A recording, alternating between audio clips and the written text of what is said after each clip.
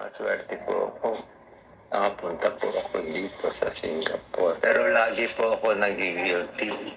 Kasi ako lang meron. Hindi ako papayag, ako lang meron. Pag nabuhay pa ako ng araw, pipilit ko idala yung bilis na to sa ating bansa. I know malabo naman yan. I know malaking chance mamamatay naman ako. Malay na, may iba gumaya sa akin, ma-inspired. Please, let us unite. Let us unite, please. Please, tama na.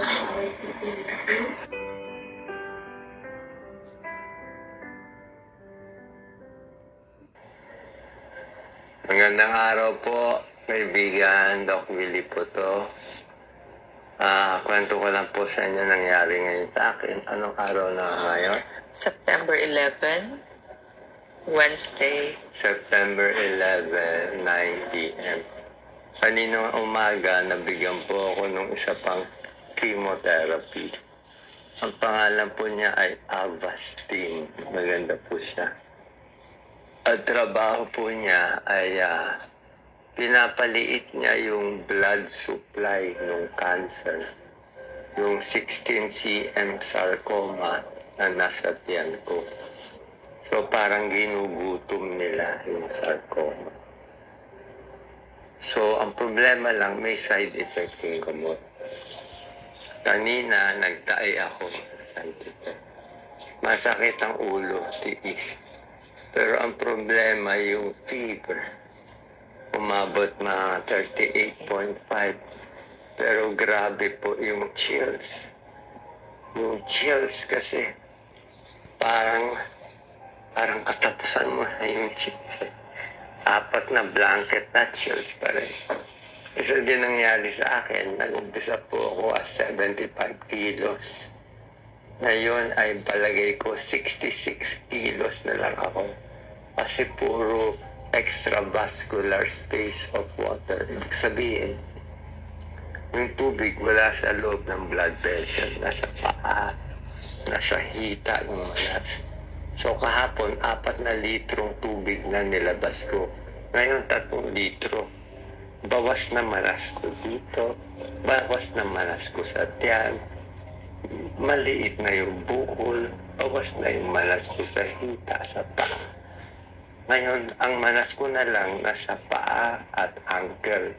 Ang problema pala, pag tinanggal mo lahat ng manas, tira na lang sa'yo, butot, balat. So, pag butot, balat ka, sobrang lamig. Ganyan talaga. Basta wala ka ng taba, nabilis ka ng lamigin. Maswerte po ako. Nakapunta po ako dito sa Singapore. Pero lagi po ako nag-guilty. Kasi ako lang meron. Hindi ako papayag, ako lang meron. Ang tingin ko pa lang sa bilis ng gamutan nila. Ang bilis, speed, ang coordination, ang bilis, grabe. Sa araw, pipilit ko idala yung bilis na to sa ating bansa. Pero hindi daw madali. Hindi daw makukuha ng isang taon. Pilipinas, huwag nang umasa. Aabutin daw tayo ng 50 taon, 50 years. Hindi ko bakit 15. Kasi daw dapat mag-umpisa sa baby. Baby pa lang, papagalingin mo na. Baby pa lang, malusog na. 5-year-old, libre na pagkain, bakuna. Grade school, high school, dapat lahat libre. College, lahat libre.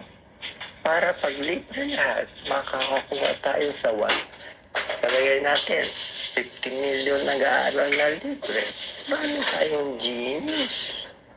Tapos yung pinakamagaling sa 50 million natin na nag-aaral, papadala ng gobyerno libre. Libre sa Stanford, sa New York. Ibig sabihin yung mga genius nila, papadala dito, papadala doon, libre lahat.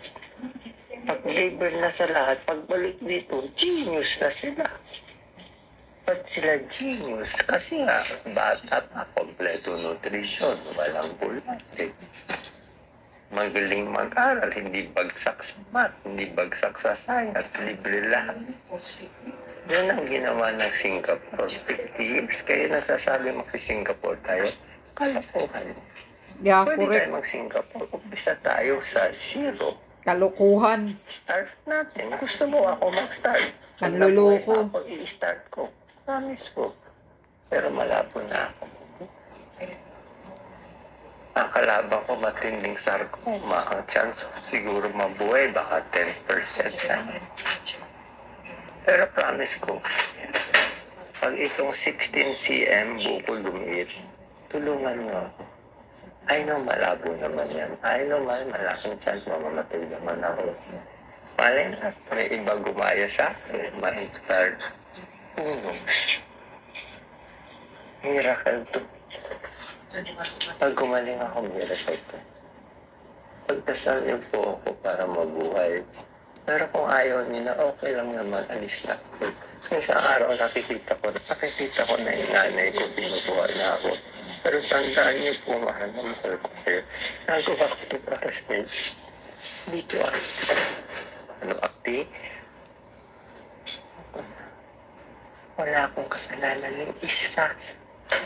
Dito ako ng buhay. Kaya ako dito nilagay. I choose to serve the Philippines. So, hanggang mamatay ako. Malalaman ko kung kailaban na ako sa December, January 2025. Diba sabi Filipino word time po? Diba ang mamatay ng dahil sa'yo? I love you all. Thank you all. God bless you all. Wala ako titirahin pa sino politiko. Okay ako kay BBM. Hi po, President. Okay ako sa mga Duterte. How are you? Sen Bongo. Servisyo, Alicio. Hi to Amy Marco. Hi to Mama King. Hi to Chaldiocto. Pero ako ka. Please. Let us unite. Let us unite. Yeah. Yan. Ang masabi ko lang, Doc Willie, ganyan talaga, basta pumapayat na yung katawan mo, lalo ka na, parang nag-shrink yung katawan mo, madali ka talagang lamigin. Madali kang, wala lang kasing protection sa katawan mo na fats, kaya madali kang lamigin. Ganyan talaga ang katawan natin. So, I think you have to slow down your aircon and use a socks. Na kailangan magkaroon ka ng medyas or yung socks ba para hindi ka masyado. At anyway, according doon sa sinasabi mo, Doc Willie, na how the Philippines become to be like a Singapore, I don't think so. For me, for my observation with my own eye, that I can see, I even experienced before. It's so impossible, and it's very, really very impossible na magiging Singapore ang Pilipinas. Bakit? Tingnan mo naman, ang gobyerno ng Pilipinas, full of corruption. Ang daming magnanakaw. Imbis na pati yung 90 billion na PhilHealth budget, ng pundo ng PhilHealth, imbis kay ibigay para sana idagdag doon sa mga benefits, sa mga members ng PhilHealth. Ayan. Saan? Anong nangyari? Tinago pa kung saan kinuha, kung saan na ngayon ang budget. Pero hindi nila nakikita, hindi nila napapansin na yung mga tao maraming naghihirap, lalo na sa sakit nila. Kahit kunting lagnat, marami nang nahihirapang bumili ng mga paracetamol, biogesic, kahit yung mga mayroong mga high blood pressure, nahihirapang bumili ng maintenance. Bakit? Ang mahal ng mga gamot ng Pilipinas. Sahod ko kunti lang. Tapos mayroon silang mga savings, mayroon silang contribution sa PhilHealth. Saan nangyayari? Nanakawin pa. Hindi talaga. Yan kasi ang nangyayari sa sino mang gobyernong nakaupo sa Pilipinas, except sa Duterte. Kasi talagang nakikita natin at nararamdaman natin ang pagmamalasakit ni PRRD sa mga mahihirap. Yun ang kaibahan. Pero simula noong nakaraan, except Duterte, si PRRD lang ang nararamdaman natin na may malasakit. Yung nakaraan hanggang ngayon kay Bangag, lalo na ngayon kay Marcos Jr., the worst president, the worst government na nangyayari sa Pilipinas. Pinaka-worst itong Marcos administration. The corruption of very, very horrible, very rampant, left and right, kahit harap-harapan, mapapansin natin, grabe ang korupsyon. Of course, hindi nila ina-admit. Kundi marami talaga silang mga palusot. But you can see, tingnan mo yung mga congressman, tingnan mo si Kimbo, yung mga binibili niya ng mga kapritso niya, o saan ang galing ang pira niyan? Huwag niyo kaming sasabihin, galing lang yan sa sahod mo, Kimbo. Hindi kami tanga, hindi kami gago. O, ayan si Abanti, si matandang Abanti na pastor. O, tingnan mo yung mga suot niya. Saan galing ang pira niyan? Dati, pastor lang daw yan. Pastor yan. Pero hindi naman gaano kalakihan yung pagkapastor niya na katulad kay Pastor Kibuloy na sobrang laki ng international ang KOGC. Tingnan mo si Abante. Marami pa sigurong mga ganyan dyan sa congressman. Kaso yung iba siguro, baka matalino, hindi nagpapakita. So yun.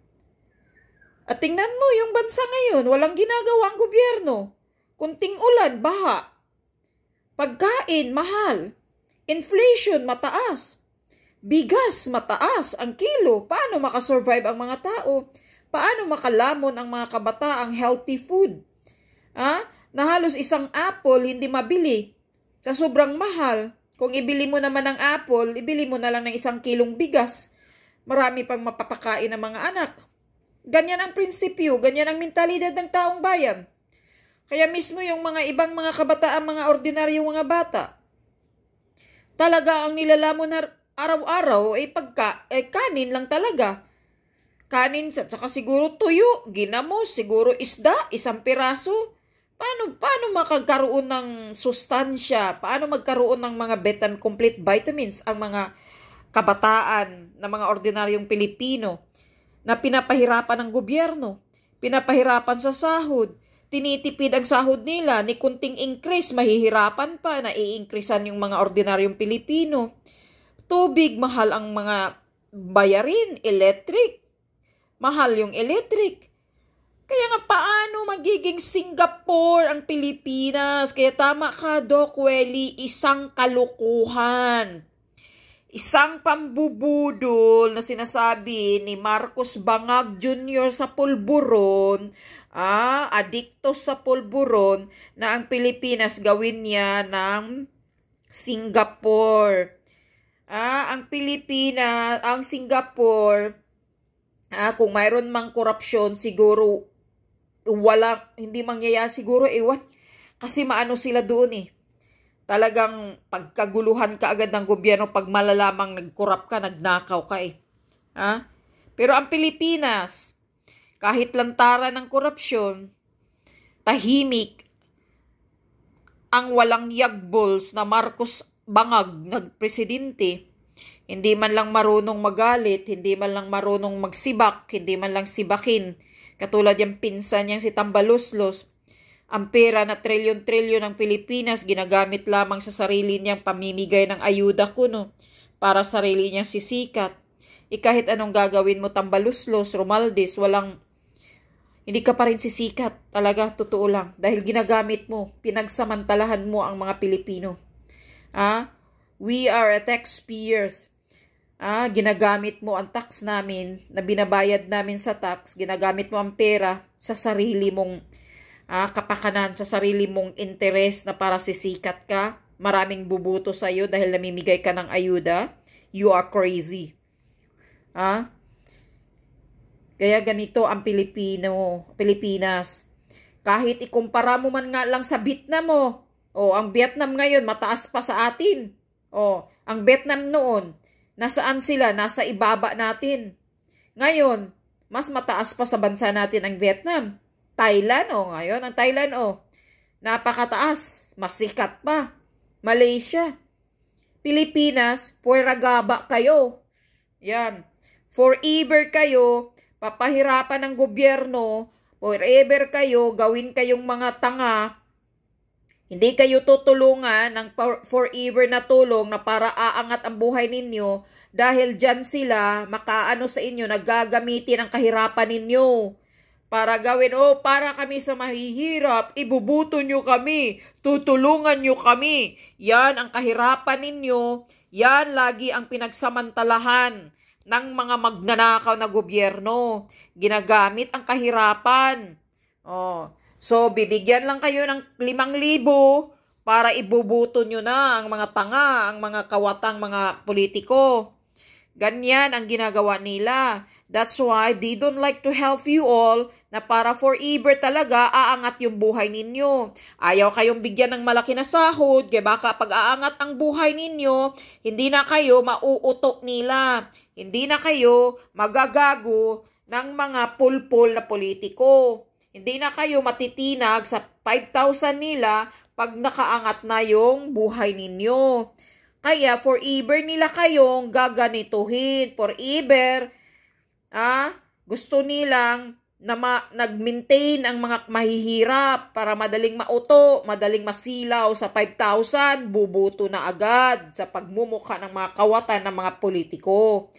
Yan ang strategy ng mga magnanakaw na politiko ng Pilipinas.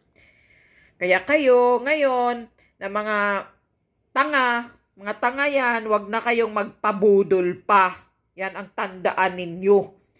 Nakaranas na kayo ngayon ng grabing kahirapan, grabing baha, grabing kagutuman. Isip-isip na kayo ng maayos. Huwag na kayong magpapabudol pa sa mga manlulokong politiko sa next election, 2025 or sa 2028. Magiging magpakawise naman kayo. Huwag niyong iboto yung popular. Iboto ninyo yung taong mayroong nagawang kabutihan sa bayan. Yan ang titingnan ninyo, hindi popularity. Ganyan kasi minsan kasalanan din ninyo na bumubuto kayo dahil hindi kayo nag-iisip para sa progreso ng bansa. Yun. Kaya tuloy-tuloy ngayon ang kahirapan. Tingnan nyo, grabe ang taas ng percentage ngayon ng mga taong naghihirap na halos hindi na makalamon. Diyos ko po. Nung klaseng Pilipinas yan. Basura. Rubbish country of Philippines. Because why? Because sa talamak na korupsyon, talamak na mga magnanakaw na politiko. Yan yun. Yan ang isa na nagpapabagsak, nagpapahirap sa inyo ang korupsyon, ang mga magnanakaw na nasa gobyerno. Yan ang tandaan ninyo. Mag-isip-isip kayo ng malalim kung bakit tuloy-tuloy laging ganito ang Pilipinas. Dahil binuboto ninyo ang mga kawatan. Katulad ni Marcos Jr., may record ng magnanakaw, ang pamilya, buong pamilyang kawatan, pero binoto nyo pa rin. So hanggang ngayon, tiis kayo. Nga kayo.